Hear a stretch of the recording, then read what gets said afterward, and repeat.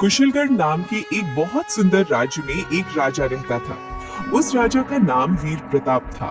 एक दिन जब महाराज राज दरबार में बैठे थे और कोई राज कार्य न होने के कारण बैठे बैठे उनके दिमाग में एक बेतुका ख्याल आता है। इस राज्य में बहुत बड़े बड़े बुद्धिमान व्यक्ति हैं। मेरे मंत्री, सलाहकार और इनमें सबसे बुद्धिमान तो मैं स्वयं हूँ। लेकिन राज्य में सबसे बड़ा मूर्ख आखिर कौन होगा? तभी वो अपने सलाहकार मंत्री से बोलता है। सुनो मंत्री, मेरे दिमाग में कब से एक बात घूम रही है। हमारे राज्य में आखिर सबसे मूर्ख व्यक्ति कौन है? महाराज, ये कैसा प्रश्न है? आखिर ये कैसे पता किया जा सकता है कि राज्य में सबसे बड़ा मूर्ख आखिर है कौन? जाओ और पूरे राज्य में घूमो और 5 सबसे बड़े मूर्ख ढूंढकर मेरे सामने पेश करो। मैं नहीं चाहता मेरे राज्य में मूर्खों की संख्या अन्य राज्यों से ज्यादा हो। उन्हें ढूंढकर 100 कोड़े मारे जाएं, ताकि कोई मूर्खतापूर्ण कार्य करने से पहले डरे। जैसी आपकी आज्ञा महाराज। इतने टाइम पे फोन देख रहे हो, ऐसा क्या मिलता है इसमें? पैसे मिलते हैं। क्या बोल रहे हो? हिसाब। ये महाराज भी ना कुछ भी कार्य दे देते हैं। अब भला किसी मूर्ख के माथे पर थोड़ी लिखा होता है कि वो मूर्ख है। मंत्री राज्य में घूम रहा था, तभी उसे एक व्यक्ति गधे पर बैठकर गठरी अपने सर पर रख के जाते हुए दिख जाता है। ये लो, एक मूर्ख तो मिल गया। रुको रुको भाई, बताओ क्या बात है? तुम इस गधे पर तो बैठे हो, फिर ये गठरी अपने सर पर क्यों लाद रखी है? वो मेरा गधा बूढ़ा हो गया है और कमजोर भी। मैं इस पर अधिक बोझ नहीं देना चाहता, इसलिए मैंने इसका बोझ कम करने के लिए गठरी सर पे उठा रखी है। और वैसे भी पिछले जन्म का ऋण चुकाना पड़ता है। ऋण? कैसा ऋण भाई? पिछले जन्म में ये गधा मेरे पिताजी थे। अच्छा, पर बंधुवर, आपको कैसे पता ये गधा पिछले जन्म में आपके पिताजी थे? मेरे पिताजी हमेशा कहा करते थे, गधे के बच्चे, लगता है मुझे तेरा बोझ अगले जन्म तक उठाना पड़ेगा। और जैसे ही मेरे पिताजी का देहांत हुआ, तभी इसका जन्म हुआ। तब से ये गधा मेरा बोझ उठा रहा है। अब आप ही बताइए, ये मेरे स्वर्गीय पिताजी के अलावा कौन हो सकता है? सही है भैया, सही है। तुम गधे की ही संतान हो सकते हो। एक काम क्यों नहीं करते बंधुवर? अगले रविवार आप राज दरबार में उपस्थित हो जाइए। मैं महाराज से कहकर आपको पुरस्कार दिलवाता हूँ। क्या उपहार मिलेंगे? हाँ हाँ, क्यों नहीं। फिर तो मैं अवश्य आऊंगा। ये कहकर वो व्यक्ति चला जाता है। चलो, एक तो मिल गया, अब बाकी के 4 और ढूंढता हूँ। थोड़ी ही दूर नदी के पास एक व्यक्ति को मूर्ति की तरह खड़े देख मंत्री हैरान हो गया और उस व्यक्ति के पास जाते हैं। व्यक्ति बोलता है, अरे भाई, क्या हुआ? ऐसे क्यों खड़े हो? प्रतिशोध लेने के लिए। पर किससे? एक मछली सुबह काट के भाग गई थी।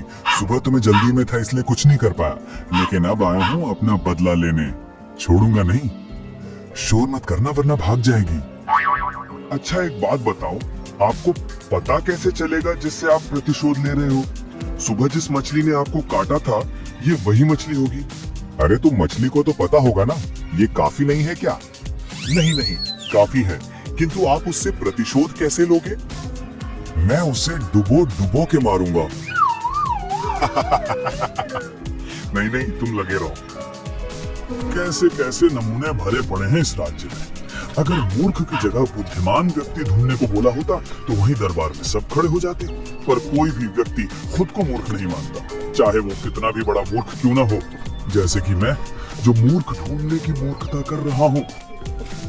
कुछ आगे चलते ही एक व्यक्ति मिलता है जो सिर के बल जमीन पर खड़ा था।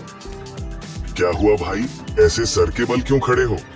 आज प्रातःकाल सर में बहुत दर्द था।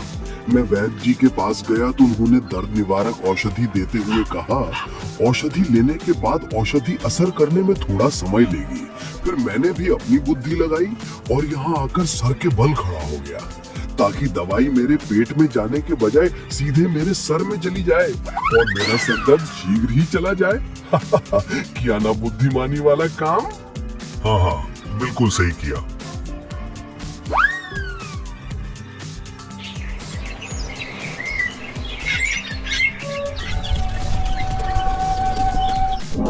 मंत्री अगले सुबह सबको लेके राज दरबार में उपस्थित होता है।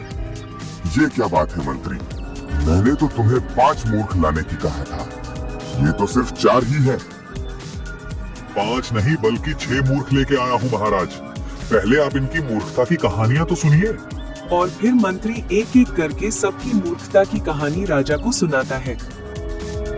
इनसे मिलिए महाराज, ये है चौथे मूर्ख प्रकाश राव। इन्होंने तो अपनी बुद्धिमानी से भगवान तक को ठग लिया, उन्हें भी मूर्ख बना डाला। इनके बारे में मैं नहीं, ये स्वयं आपको बताएंगे। बताइए प्रकाश राव जी। जी महाराज, मेरा नाम प्रकाश राव नहीं है। क्या? तो फिर क्या है? मैं जानता हूँ इनका असली नाम, इनका नाम गोपाल दास है। नहीं, मेरा नाम गोपाल दास भी नहीं है, मैंने आपसे भी झूठ बोला था। अरे तो क्या नाम है तुम्हारा? वही तो खेल है महाराज। क्या है कि बचपन में मेरी नानी ने बताया कि वहाँ ऊपर जीवन मृत्यु का हिसाब किताब चित्रगुप्त लिखते हैं, वो भी हर किसी के नाम के साथ। फिर क्या था, मैंने चलाई अपनी बुद्धि और तय कर लिया, मैं अपना नाम किसी को नहीं बताऊंगा। और बताता भी कैसे, मैंने अपना नाम ही नहीं रखा। पर आपने अपना नाम क्यों नहीं रखा? यही तो, चित्रगुप्त को चकमा देने के लिए। मंत्रीवर, जब चित्रगुप्त को मेरा नाम ही नहीं पता होगा तो मेरी मृत्यु किस नाम से लिखेंगे, यमदूत किस नाम से मेरे प्राण हरने आएंगे। यानी मैंने मृत्यु को चकमा दे दिया। इस तरह मैंने भगवान को भी मूर्ख बना दिया। देख लिया महाराज इनकी बुद्धिमानी, कैसे कैसे मूर्ख लोग भरे पड़े हैं हमारे राज्य में। इन मूर्खों की वजह से हमारे राज्य का नाम खराब हो रहा है। मंत्री, इनको 100 कोड़े लगाए जाएं। ठहरिए महाराज, सिर्फ 4 मूर्ख नहीं हैं, अभी तो 2 मूर्ख और रह गए, उन्हें भी तो दंड मिलना चाहिए। तो बताओ कौन है वो 2 और मूर्ख? 5वां मूर्ख तो मैं स्वयं हूँ महाराज, जो दंड का उतना ही अधिकारी हूँ जितना कि ये सब लोग हैं। जो व्यक्ति राज दरबार के विशेष सलाहकार जैसे जिम्मेदार पद पे रहते हुए भी मूर्खों को ढूंढने जैसे मूर्खतापूर्ण कार्य को कर रहा है, उससे बड़ा मूर्ख और कौन हो सकता है महाराज? मुझे भी दंड मिलना ही चाहिए महाराज। और छठा मूर्ख कौन है? मंत्री डरते हुए बोलता है। वो छठा मूर्ख और कोई नहीं, आप हैं महाराज। महाराज को गुस्सा आ जाता है और गुस्से में बोलते हैं, बहुत हुआ मंत्री, शायद तुम भूल रहे हो तुम किसके सामने खड़े हो। हम यहाँ के महाराज हैं और महाराज को मूर्ख बोलने का दंड तुम्हें पता है ना? जी महाराज, मैं जानता हूँ मैं क्या बोल रहा हूँ और मुझे आपका कोई भी दंड स्वीकार है, किंतु आप ही बताइए, अगर किसी में बुद्धि क्षमता कम है तो इसमें इन विचारों का क्या दोष? ईश्वर ने तो इन्हें ऐसा ही बनाया है। क्या ये इसलिए दंड के अधिकारी है क्योंकि इनके सोचने का नजरिया अलग है? बल्कि ये लोग तो भोले हैं महाराज, ये तो किसी के साथ छल भी नहीं कर सकते। इनमें इतनी बुद्धि ही नहीं है कि किसी को कोई हानि पहुंचा सके। बल्कि दंड तो हमें मिलना चाहिए जो सोच समझकर छल कपट करते हैं। इनको दंड नहीं महाराज, शिक्षा मिलनी चाहिए। बस मुझे इतना ही कहना था, अब आप जो उचित समझे।